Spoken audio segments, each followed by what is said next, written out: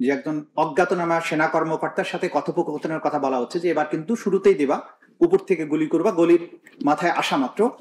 সেইটার পরিচয় বলেছে যে পরিচয় তখন পর্যন্ত আইডেন্টিফাই করা যাচ্ছিল না, কারণ আমরা এই ভয়েসটাকে আইডেন্টিফাই করার জন্য বিভিন্নভাবে বিভিন্ন সংস্থার কাছে বলেছি।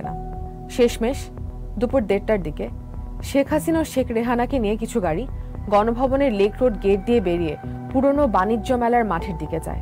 Dhaka Tejgaon Dhaka go ahead. Depart 803 squawking 4136 just started for over parliament rescue mission. সেখান থেকে তারা হেলিকপ্টারে করে কুর্মিটোলার বিমান বাহিনী ঘাঁটিতে যান। এরপর তারা যশোর সীমান্তের উপর দিয়ে কলকাতা হয়ে ভারতে প্রবেশ করেন এবং স্থানীয় সময় বিকাল 5:36 নয়াদিল্লির কাছাকাছি গাজিয়াবাদের হিন্দন বিমান ঘাঁটিতে অবতরণ করেন। ভেঙে পড়ে শেখ হাসিনার 15.5 বছরের শাসনামল। প্রতিবেদনে যে একজন অজ্ঞাতনামা সেনা কর্মকর্তার সাথে কথোপকথনের কথা বলা হচ্ছে যে এবার কিন্তু শুরুতেই দেবা, উপর থেকে গুলি করবা, গলির মাথায় আসা মাত্র।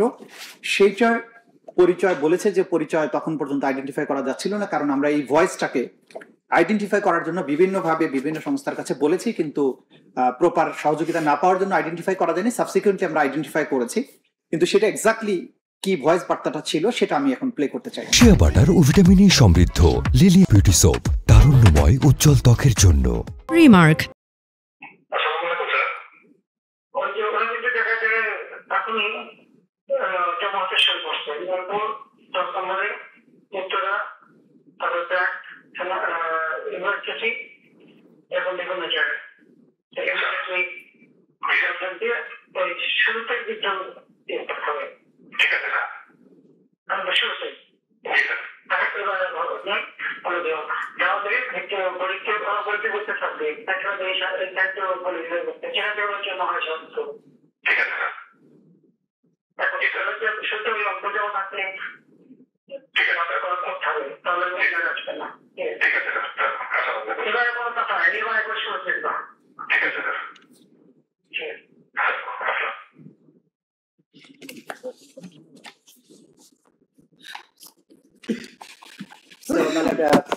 আমরা যেটা জানতে পেরেছি এই সেনা কর্মকর্তা হচ্ছেন,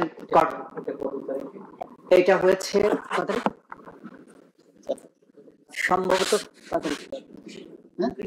29শে জুলাই, এবং এই সেনা কর্মকর্তার পরিচয় আমরা বের করতে পেরেছি। তার নাম হচ্ছে কর্নেল রাজীব, যে এখন বাংলাদেশের বাইরে আছে। তিনি deputy military secretary of the prime minister ছিলেন। তো লাস্ট কথা হচ্ছে এবার আর কোনো কথা নেই, এবার কিন্তু শুরুতে দিবা, মানে আসা মাত্র গুলি করা হবে, দ্যাট ওয়াজ দি নির্দেশ।